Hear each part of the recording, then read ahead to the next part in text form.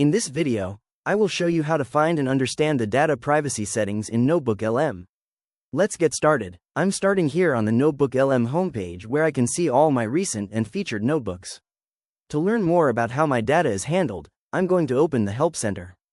I'll navigate to the Frequently Asked Questions page to find specific details on privacy. As I scroll down the list of topics, I'm looking for the section titled My Data's Privacy in NotebookLM. I'll click to expand it. Here, it explicitly states that my data will never be shared by NotebookLM, which is a key part of their privacy commitment. Next, I'll take a look at how to report a problem. This section explains how I can provide feedback or report issues directly through the interface.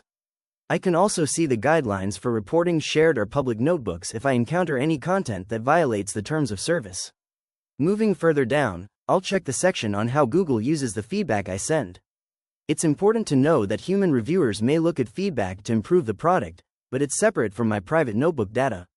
I'm also reviewing the NotebookLM terms of service in the copyright section to make sure I understand my rights and the platform's rules regarding original content. Understanding these policies helps me use the tool with more confidence. That's how I access and review the privacy and data information in NotebookLM. If you found this walkthrough helpful, please consider liking the video and subscribing for more quick tips and tutorials.